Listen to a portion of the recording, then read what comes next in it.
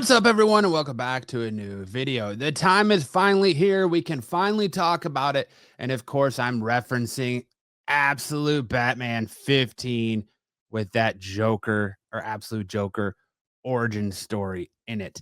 I did pick up the A cover as well as the Jock cover, the cover I talked about in my best covers of the week video. If you haven't checked that out, make sure to go ahead and check that out. Link will be up above here. Now, to preface this, I did read this book a few days ago. I got it in advance. I finally picked up my issues today from the comic book shop.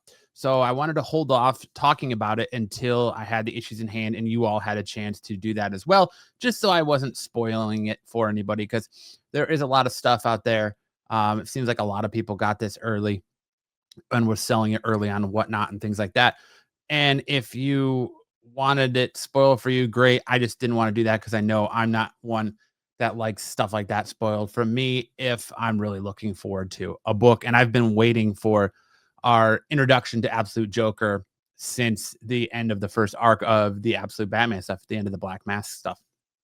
So I'm super excited to talk about it. I'll throw it out there that Zack Snyder really gives us a different take on the Joker here, a very much darker, wilder, crazy take on the Joker. I think one that we weren't necessarily expecting. And we finally get answers to the questions that we were left with at the end of the first arc of that Absolute Batman of what's going on with the Absolute Joker. Because if you remember, I'll throw a picture up of it up here. He was in this like state with all these like fetuses around him and stuff. And so we get our answers for that in this issue and so many more questions on top of those answers. Now, I have to say, to me, it feels like Scott Snyder is drawing his inspiration for his Absolute Joker from a mixture of Pennywise and Jeffrey Epstein. You'll see what I'm talking about as we move through our review of this issue. So without any further ado, let's go ahead and get into it and start talking a little bit about Absolute Batman. So this issue opens up here with us looking at what you might think is Absolute Bruce Wayne, but it's not. It's Absolute Joker. And it opens with a conversation between Alfred and Bruce. And Alfred says to him, "It's time, kid. I've put it off long enough, but I need to tell you about him." And Bruce interjects and says, "I'm ready. So who is he?" And Alfred said, "That's the funny thing, Bruce. I've been chasing this man for 3 years, and I'm still not certain what's real and what's fabricated. Some things add up, some things make no bloody sense at all." And Bruce says, "Like what?" And Alfred replies, "Well, like his islands. He owns hundreds of tiny islands all over the world, from the Arctic Ocean to the Tasmanian Sea, uninhabited, impossible to develop. Wild, useless places. But he spends billions on them, traveling there to one another a few times alone." And Bruce says, "Why?" And Alfred says, "That's my point. No one knows. Satellites show nothing for them. The theory is he likes to hunt, but he's a mystery, Bruce. The man in white who doesn't laugh, on and on." Bruce says, "Then forgo what's true, Pennyworth. Tell me what you believe." Essentially, Batman or Bruce Wayne is telling him, listen, I don't want to hear the facts. I don't want to hear the truth. I want to hear what you believe. You've been chasing this man. I know you have your own theories concocted. What do you believe about Absolute Joker? What do you believe this man is? What do you believe he's going on with him? What do you believe I should be looking out for? And Alfred Pennyworth says, we kind of jump all over with this book, where we're going to go back into the past, where Alfred's showing Bruce pictures and telling stories, and then come to the future on this as well. But we're really going to get into the origin story of the Absolute Joker here. And he's essentially, what I'm understanding is imagine he's showing Bruce a picture here. And so Alfred says to him, "It starts here with one of the first films ever recorded, maybe the actual first, 1888, the same year Lee prints the Roundhay grand scene, or garden scene." I'm sorry, it's really small text here. And Bruce says, "And who am I looking at?" And Alfred says, "His great grandfather." And Bruce says, "In the top hat?" And Alfred says, "No, in the makeup, the boy, the clown. Joseph Grimm V." And so we're getting a little bit of a callback to Batman 88 and some of these other Joker stories where Joker's name is Joseph or Jack. He goes by Jack quite a bit, or Joe Cool. There's a lot of different names for the Joker depending on Arthur Fleck, whatever iteration of the Joker you're referencing. But get back to it. He says, Joseph Grimm the first. Jack, the story is he grew up as an orphan in the streets of Gotham, made his living as a street performer. They say he was good, too, best around, said he could hear the laughter for blocks and blocks, though himself never much of a chuckle. And this is where I kind of said that he kind of draws his inspiration maybe a little bit from Pennywise. This is kind of that first inkling I got that he draws that inspiration from Pennywise, because the way Joker's makeup is here, it's very much reminiscent of Pennywise the Clown. And if you're watching Welcome to Derry, we just learned in the latest episode 7, I believe it was, why Pennywise took the form of Pennywise the Clown, why that alien took the form of Pennywise the Clown. And we kind of get that very Pennywise vibe from Absolute Joker. He says his reputation grew. He brought his clown act to vaudeville, took the money from that and invested it in his own theater. Just kidding. And Batman says, JK. And Alfred says, yes. From there, he invested in silent pictures, funded some big ones. Competition was fierce, but Jack always prevailed by, according to those around him, making people laugh loudest. By 40, he had made fortunes and became a member of Gotham's finest men's clubs, the Five Gate Club, the Slaughter Select, and so on. It said that he, Andrew Mellon, and John Rockefeller, and old Andrew Carnegie had their own Thursday saloon devoted to funding the health and progress of the Republic. Still, he was never one for the spotlight himself.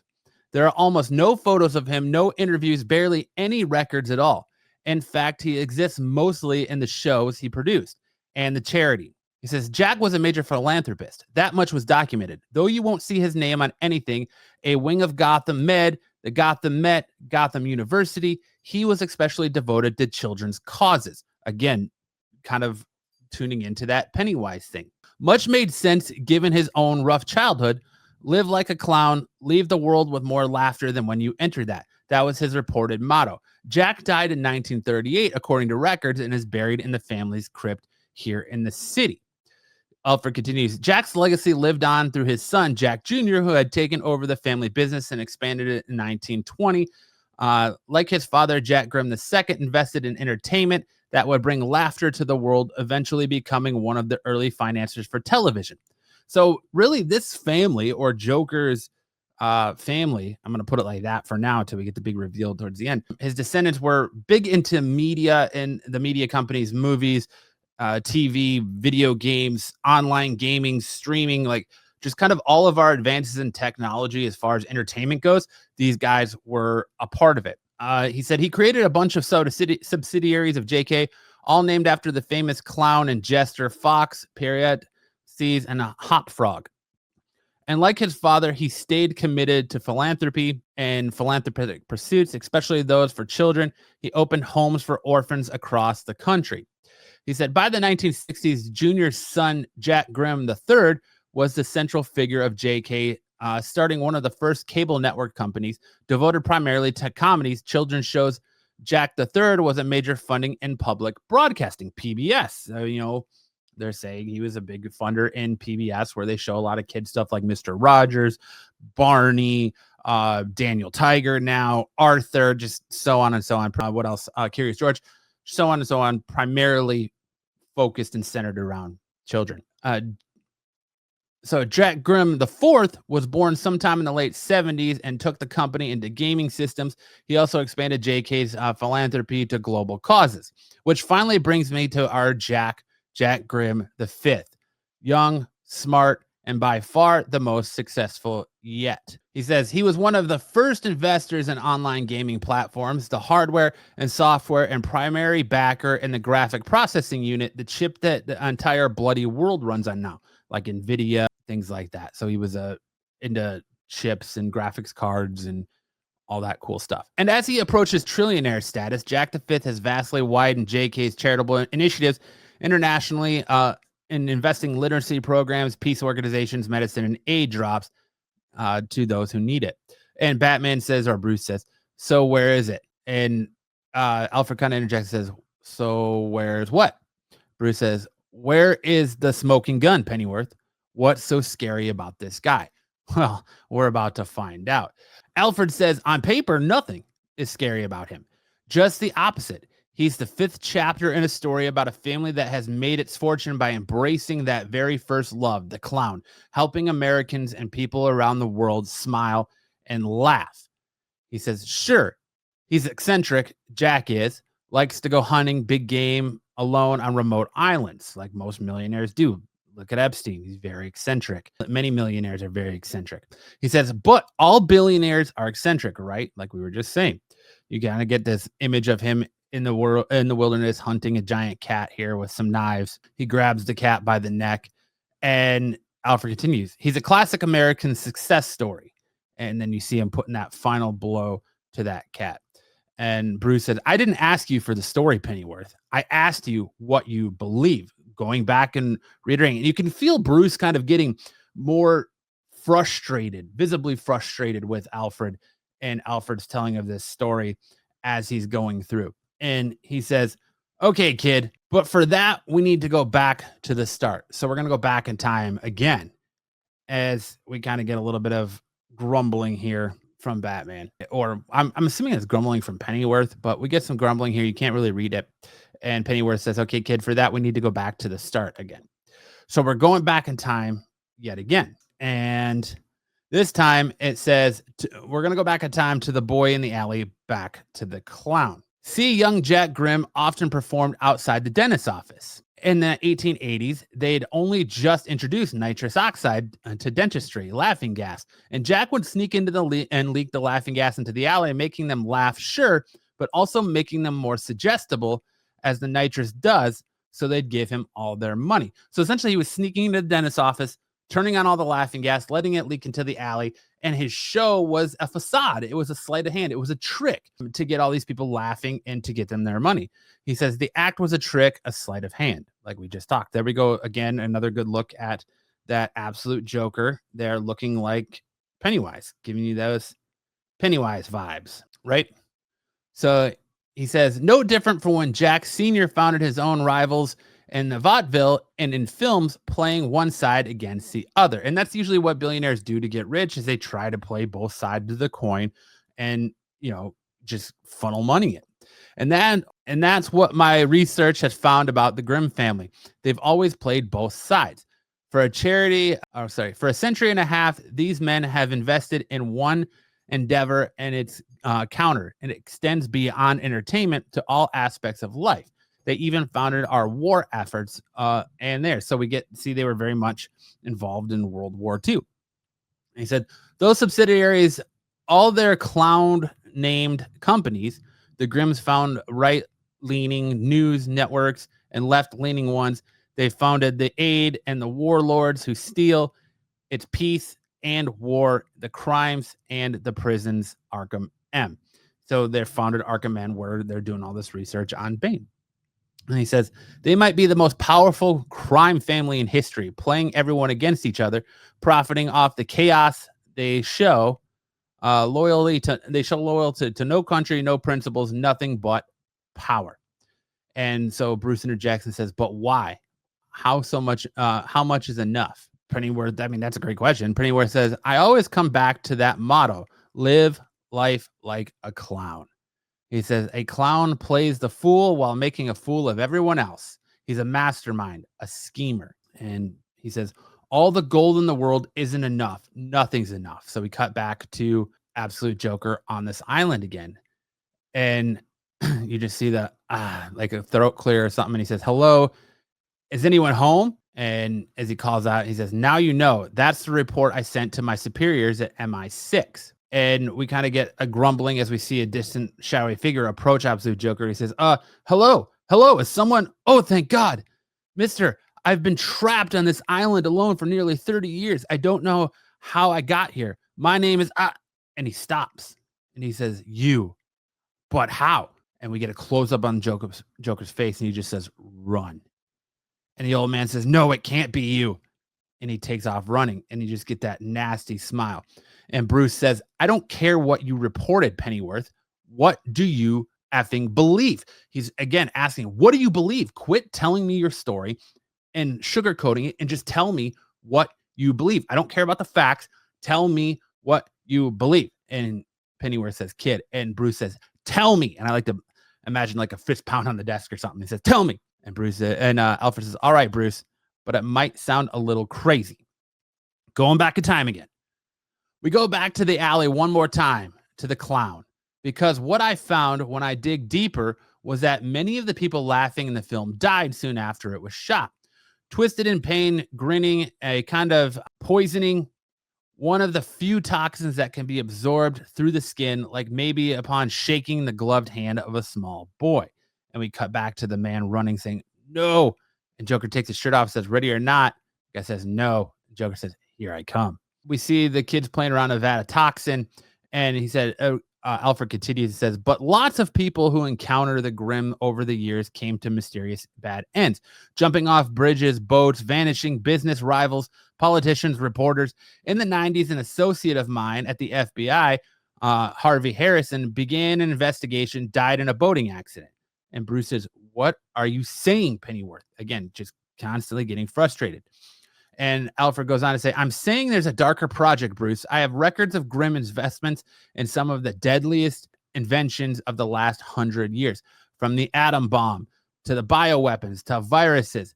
There are records of them laughing, Bruce, the Grimm men at the tests only then. So he feeds and he finds joy in people's misery, and absolute lowest points are just the worst of the worst happening to these people is what they find joy in. And we see absolute Joker shoot this crossbow, and he shoots the man right through the Achilles. And Batman says, what are you getting at? Say it. He's just visibly getting more and more frustrated as the book goes on. And Alfred continues, what if those islands were where he puts them, his enemies? What if he just leaves them there for years until he feels like, God, I sound mad? And Bruce says, keep going. What do you believe? Just still trying to pull it out of him, like, get to the point, Pennyworth. And Alfred says, I believe he used the children, Bruce, at first. He used the ones in the orphanages, and now he uses something else. And this is where we get that callback to the end of the first run of Absolute Batman, where we got our first look at Absolute Joker. He said he has found some way, I don't know, using their cells, using their research done at the Arkhams or Arcs, some terrible elixir. And Bruce says, go on, Pennyworth. Who is he? And Pennyworth says, the clown, Bruce. What is a clown?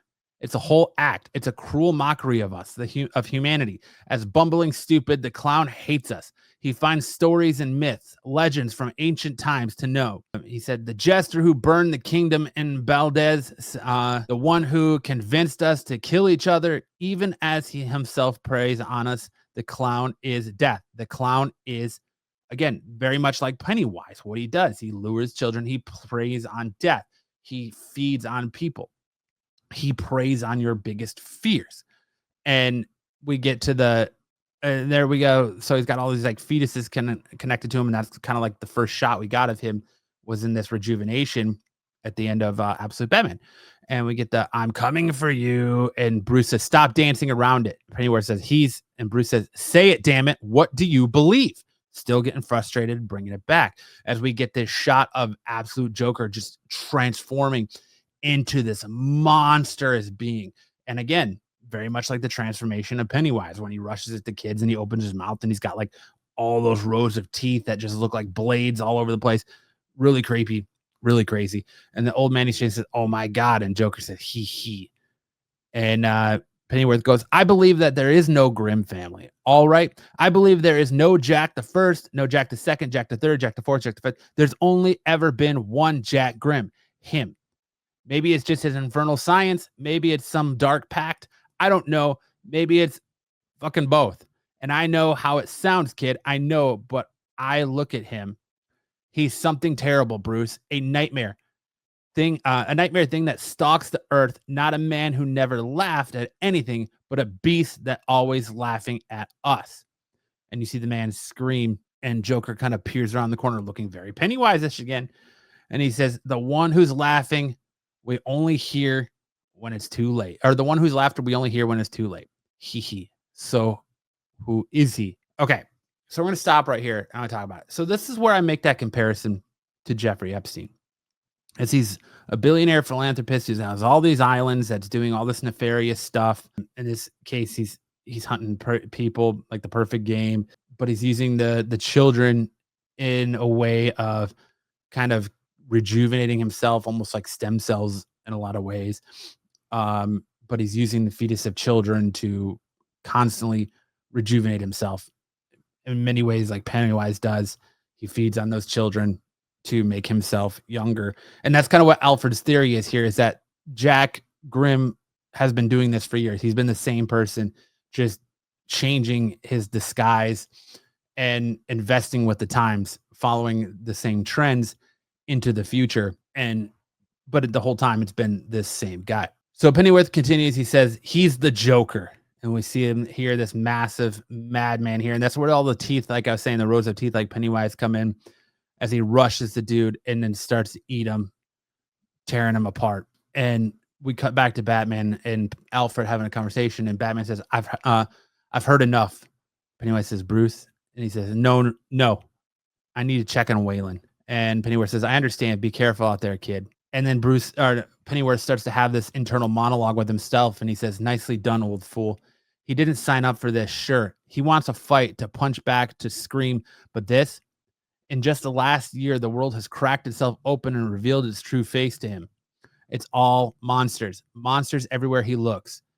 And the other night, I found him watching a story about a woman in Gateway City who claims to be magic, some kind of god warrior from hell." Of course, we're referencing Absolute Wonder Woman because we're moving into the arc where Absolute Batman meets Absolute Wonder Woman. Where this all culminates to the Trinity meeting each other. So we're gonna get the meeting between Absolute Batman and Absolute Wonder Woman, which Scott Snyder told us about at the DCKO panel and San Diego Comic-Con, which you can watch that video on my channel as well. I'll link it at the end here. He says, to his credit, he just keeps on. He pushes forward. But did you really need to tell him about Grimm for his own sake? No, you told him because you couldn't live with it anymore. Because deep down, you're a coward.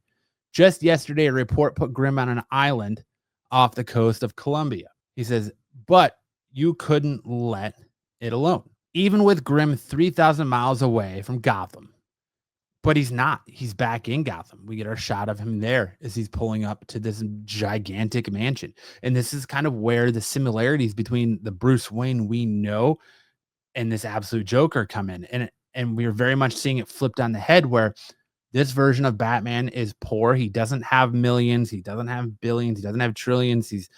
He doesn't have all the cool toys. He's kind of got to work within the system, and he uses different buildings in this construction area to hide all of his tech and everything he does. So he doesn't have all these gadgets, everything he's had to make himself, to where this one, Joker is the billionaire, trillionaire philanthropist with all the money he has or ever needs at his disposal. And we see him pull up to the giant mansion, and his butler says, "Welcome back to the manor, Master Grimm. It's so nice to finally have you home. Are you hungry?" And he says, "No, I just ate." Because of course he just ate that dude's body on the island, like Pennywise status, right? And he says, "I have plans to make." He says to his butler, "I have plans to make, though. So if you need me," and he changes the clock hands. And there's got to be some sort of importance to this, because why else would Scott Snyder and Jock show this, the hands on this clock? So there's got to be some sort of importance to the time set on this clock here. But hopefully we'll find that out later. He says, "I'll be in the cave." So we get our shot of our absolute Joker having his own absolute cave. What's it going to be? Absolute Joker cave? Like, what is this? Like, are we going to see him don a Batman outfit of his own? I don't know what we're going to see. I can't wait to see what comes of this. Our next, we get absolute Wonder Woman. So we see absolute Bruce going and meeting absolute Wonder Woman. All right. My final thoughts on this issue. This issue was absolutely crazy. It was worth the wait. I am so intrigued by the similarities, yet the vast differences between our standard Joker that we know and all of its iterations and this absolute Joker. It's intriguing to me what Scott Snyder is doing with this version of the Joker. I love the very line and similarities between, like I said, Pennywise the Clown, Jeffrey Epstein. It just that billionaire philanthropist, unique lifestyle that these billionaires we've come to know through media, how they live and try to understand how they live and things like that. So well done, so interesting. It really harbors to want to know about Absolute Joker. And I love the way Scott Snyder is slow playing this. As a pro wrestling fan, my biggest love is long-term storytelling. And that's kind of what we're getting here. We're getting a little bit where he has sprinkled a little bit of Absolute Joker through each one of the stories and each one of the arcs we've got here. And now we get his origin story. And instead of continuing on, we're going to switch to Absolute Wonder Woman and Absolute Batman meeting Absolute Wonder Woman and investigating that. And I think the ultimate end game here is that ultimate confrontation between Absolute Joker and Absolute Batman. And that's kind of where I think all roads are leading. Absolutely love this book. I thought it was great. It is super intriguing to me. I can't wait to see exactly what the extent of this Absolute Joker is, because if we got this hawking, just massive mountain of a man, and how badass Absolute Bane was, and how Absolute Bane just absolutely destroyed Bruce at every turn right up until that final fight where Bruce kind of outsmarted him, and you got Killer Croc and what he looks like. I'm so interested to see just the actual sheer potential and terror that this Absolute Joker is going to bring to this Absolute universe. But that's where we're going to end today. I love this book. To me, it's a must read. Fire, fire, fire. 10 out of 10. Let me know in the comment section below what you thought of Absolute Joker's origin, where you think we're going here, and what you've been like, if you've liked or disliked the Absolute line across the board. Let me know. I hope you guys have a great New Comic Book Wednesday. Get out there, read some new books, and I'll see you in the next video.